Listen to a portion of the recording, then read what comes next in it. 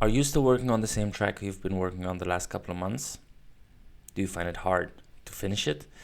Well, I might have something that could help, because I've asked 5 house DJ producers that I admire and have been putting out a lot of tracks over the years to give me their advice on how to do so.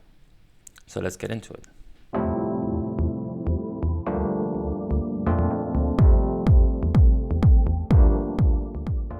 Hey house music heads, this is Habibi Grooves from Berlin House Music, and today we have 5 tips to go from an unfinished track to a finished track.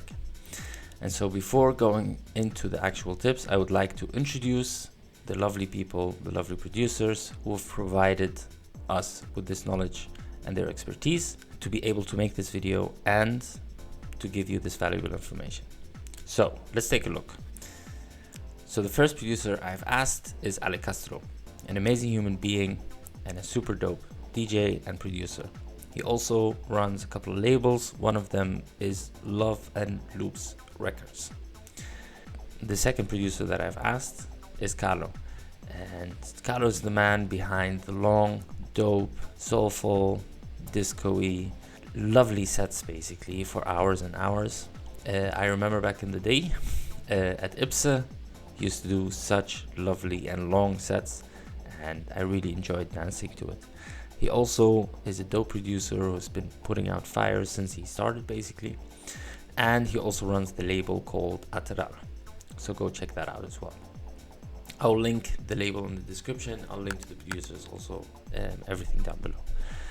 So the third producer that I have asked is actually Luca Olivotto. Luca Olivotto is the man behind the Small Great Things label, Collective, and Party Series. And he also runs the label Endless Music.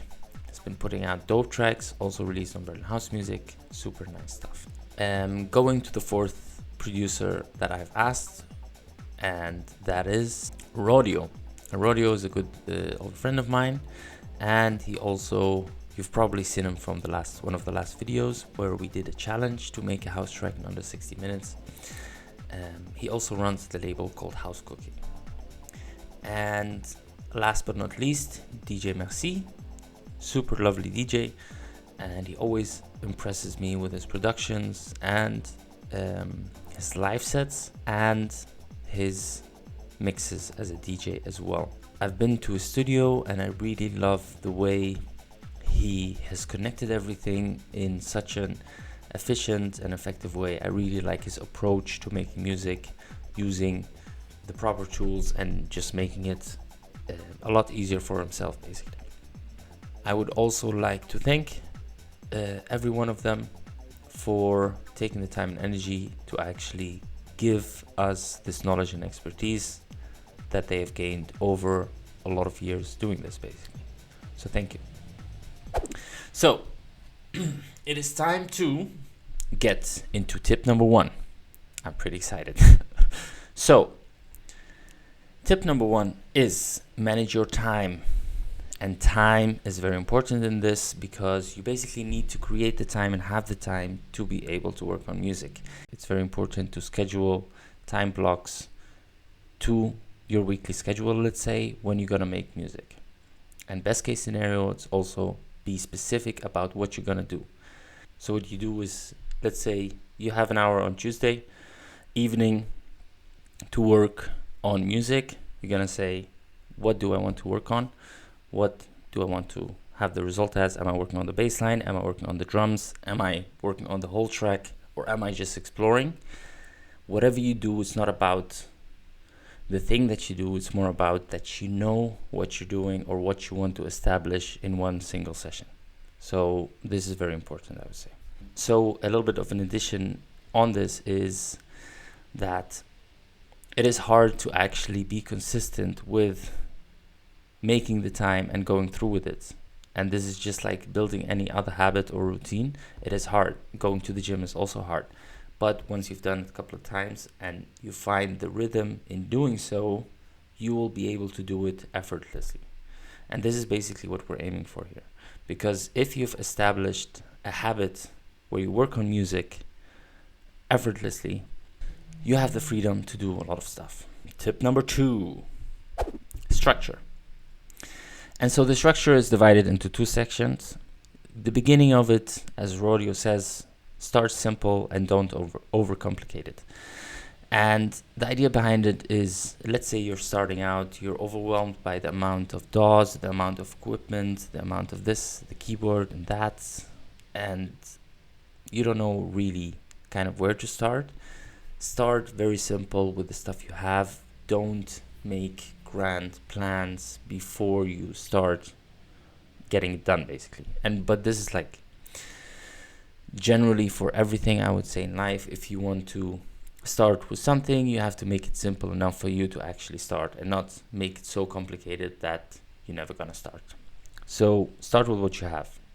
The second part to this tip is, and this is a very important one, as most of the other ones, using reference tracks. And this can be looked at in 2 ways. So if you're starting out making music and let's say you created 30 seconds of a beat or of a loop that you really like, and this is a vibe that you want to have, but you don't know how to make a whole track from it. What you do is you take a track that you admire, a track that you like, and you look at the structure of this track and you see how that producer did their track structure-wise. And you do this, let's say, with other 5 tracks that you like a lot. And in this way, you're analyzing the structures of each track and you gain insights about how a track structure actually works. And this is something that Luca Olivotto also mentions, is it is important to know what a track structure is. This is the one side of it. The second side is to be inspired by the reference track. So let's say you have 5 tracks that you like a lot. You like the kick from the first track. You like the bass line from the second track. You like the pads from the third track. You like the piano from the fourth track. You like the hi-hats from the fifth track. If you start making those sounds from like packs, you start making your own sounds with the ideas of those single sounds from these different tracks, you're already making a very unique own track, basically. And in the process of recreating or searching into similarity of the sound, you will discover a lot of new sounds that will be in addition to your own personal bank, basically. And this is the idea behind getting or using reference tracks as inspiration. Moving on to tip number 3, which is all about workflow. Let's say we go back to that 30-second track that you're working on, or 30-second idea that you're working on. Once you've created it, and let's say the second day you create another one like this, the third day you also create. If you create too many projects with small ideas of 30 seconds, it will become harder to choose one of them to make an actual track from it. And so advice from DJ Merci is, when you're making this 30 seconds idea track, make it into the full length that you want it to be. So your vibe that you're into, the loop that you've created is around 30 seconds, but you know that your track is going to be 6 minutes, 4 minutes, 3 minutes, whatever. Let's say 6. So what you're going to do is you loop it around all the way until 6 minutes. So the next time you open the project, you already have a 6-minute track loop instead of a 30 seconds idea. And this is a small hack, but it kind of activates your mind to actually look at the project as a track that's going to be finished, rather than just a small little idea that you need to be worked on a lot longer. The idea is basically to find the perfect balance between creating tracks and finishing them, because you don't want to be creating a lot of new ideas for tracks but never finishing them, because then you're going to be overwhelmed. So you want to find the right balance, and this is individual for everybody. So a sub part to this tip is also to take a break. It is important when you're working on a track to just let it sit for a day, 2 days, a week, 2 weeks. It really depends on you personally, basically. And so if you leave it to sit there for a bit and you come back to it after a couple of days or weeks, you will hear it from a different perspective, and directly you will recognize the parts that you think like, okay, I did not do a good job there, I did a good job there, and this makes the process a lot easier to work towards a finished project, basically. And this basically brings us to tip number 4. So tip number 4 is recognizing barriers and overcoming them. And one of the main barriers that people face is being a perfectionist. And so the advice here is basically to embrace the imperfection. Because if you're going to be a perfectionist, the track is never going to come to an end, basically. At least if you want to finish the track, if that is your goal, then embracing imperfection is actually a very good idea, because this also kind of gives you a little bit of creative space to make mistakes, to play around with sound, and just to put something out there, to have a start, and then you can improve over time. So don't be too harsh on yourself. Don't beat yourself up. Is the snare isn't exactly the way you dreamt of it being. This will come after a while as well. Once, let's say, you have a couple of tracks out, you have more knowledge about the DAW you're using, maybe you get some new equipment, but it's always nice to see the process, basically. So don't stand in your own way by trying to be perfect with the tracks. Another thing that is important to do is, or important not to do, is do not compare yourself to other people. If you would compare yourself to other people, do it in a positive way, as in, let's say, oh, okay, cool, this person is producing a lot of tracks, this inspires me to make a lot of tracks as well. But never look at it like, oh, the quality of the tracks this DJ X is producing is so high, hence I cannot release my own music, which doesn't make sense at all. The last thing that I wanted to add is don't be afraid to experiment. And this is an important thing to do, because this is essentially how house music was found. A bunch of people just experimented with sounds, combined some sounds, and house music came out.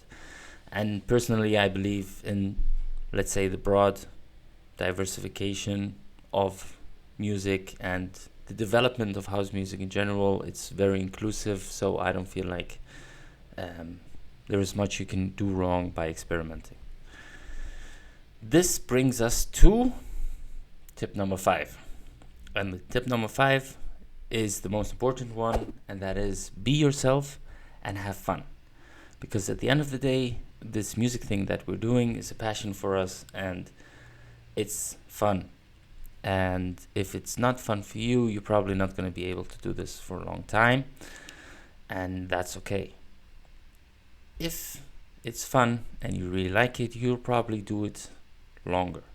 And so it's very important to be yourself, be honest about what kind of sound you like, what kind of sound you connect to, and just take the sounds that you like from every kind of source of inspiration that you can get from different styles of music, jazz, hip-hop, industrial sounds, birds, cars.